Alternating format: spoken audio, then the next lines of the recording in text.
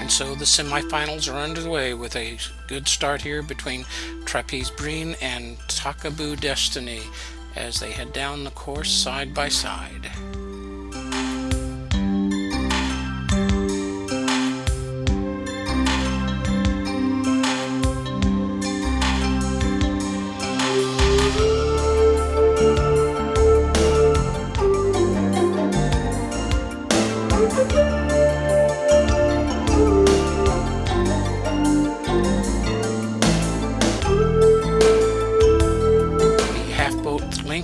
That lead that Trapeze had at the start stretches out to about 10 boat lengths as they head for home, and Trapeze wins the first semifinal.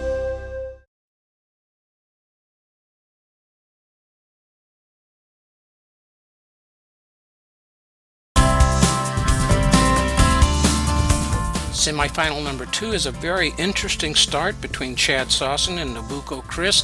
Chad starts like he normally does, going on the course side of the line so that he can come over to the starboard side and hopefully line up directly from there. The problem with this kind of a start is if you have a good aggressive skipper who knows the rules, you can be shut out right here in match racing. Nabucco doesn't really need to worry about the boats behind them. There are none.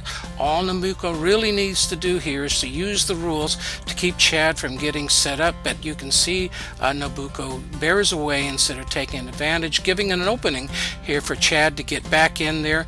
Chad's going to look like he can be in a barging situation here.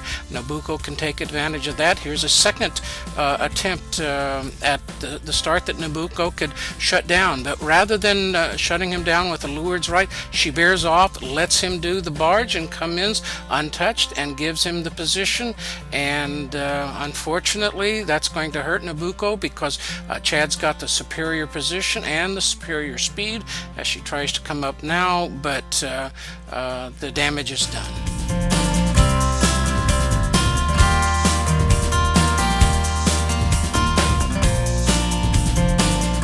So Nabucco decides to tack over to port to try the other side of the course. Now, if this was real life, maybe she'd be thinking there's more pressure on that side of the course. Unfortunately, we don't have that in Second Life sailing because we haven't been using the wind setter that B. Widget has created that has that gradient effect, which is an unfortunate thing, but that's the way it is right now. So as they round the bottom mark, Nabucco has had to come back onto the same tack as Chad and continues to follow him, and Chad continues to build his lead here. Here you see them coming to the bottom mark a second time, and you can see it's almost identical situation. The boats are exactly the same, well, pretty much exactly the same distance apart. Nothing has changed since that start, and Chad rounds the buoy and is on his way home.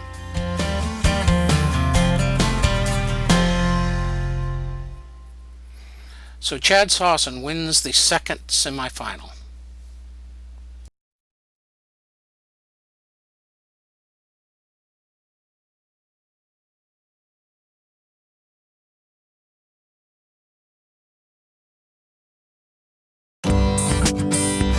Here in the Consolation final, it's Nabucco Chris versus Takabu Destiny. Here we are, 15 seconds to the start. Both boats are lining up. Takabu has got a longer run at the start, has more speed built up, but you can see that Nabucco there was creating a situation that was going to make it a little bit difficult for Takabu. He decides to tack to the outside, loses a little speed in doing so, but still has more boat speed set up than Nabucco, and you can see as they cross the line they're pretty much together, but they're going to start separating now as the speed that Takabu had built it is starting to be seen now.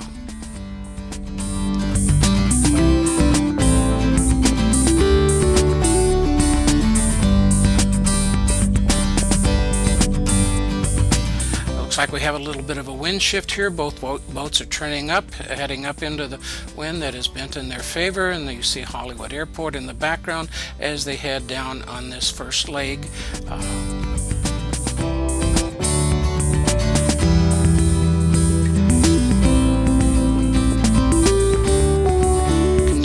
down on the first leg. You can see that Nabucco in the blue boat there is in the controlling position on the inside. The outside boat Takabu cannot tack the black boat until Nabucco goes first. There goes Nabucco on the tack, followed by Takabu, but you can see which was the controlling boat controlling the action.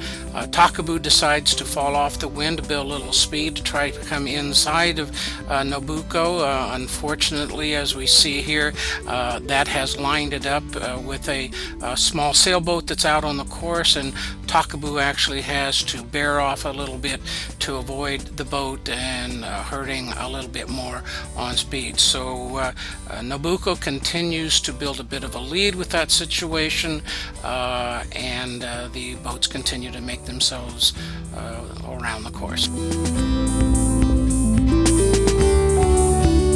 The boats are headed for the finish now, passing Fastnet Lighthouse and completing the run to the finish, where it looks like Nabucco is going to have no problem winning the Consolation final.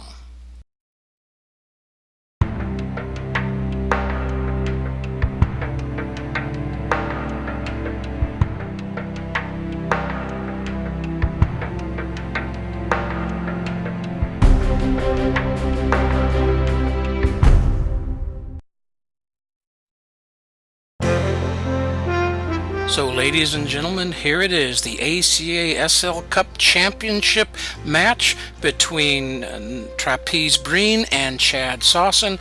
You see Chad entering the course as he always does from below the start line, and you see Trapeze coming down on the other side. Will they do a dial-up here? Will one try to control?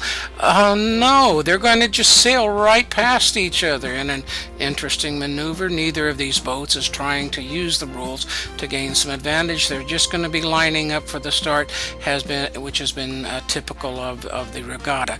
So it's Trapeze going to be on the inside, Chad on the outside. Chad's coming up, has the possibility here of pushing Trapeze off the line depending on where the wind is, but apparently doesn't have the wind to do it, has to drop off, and now they're lining up for a side-by-side start. It looks like it's going to be a classic start. It's an appropriate start for the finals as these two finalists battle it out to win the ACA-SL Cup. They cross together, and here we go.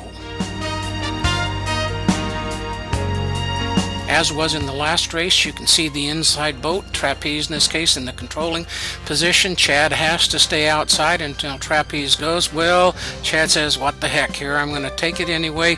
He's crossing over, and he's going to be creating a penalty right there. A penalty has occurred, and Chad realizes his mistake and immediately starts into his turn, heading due south, then here now heading due east, now due north. We're almost 270 degrees into the turn, and he would have to end up going south to complete his turn.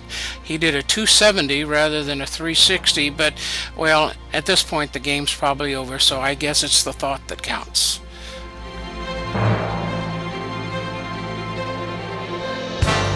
As the SL Coast Guard looks on, Trapeze Breen continues to build her lead as she finishes what is actually sort of a victory march here to the Cup Championship. So Trapeze Breen, she's going to win the Cup. Chad is going to finish second. Congratulations to all of these competitors.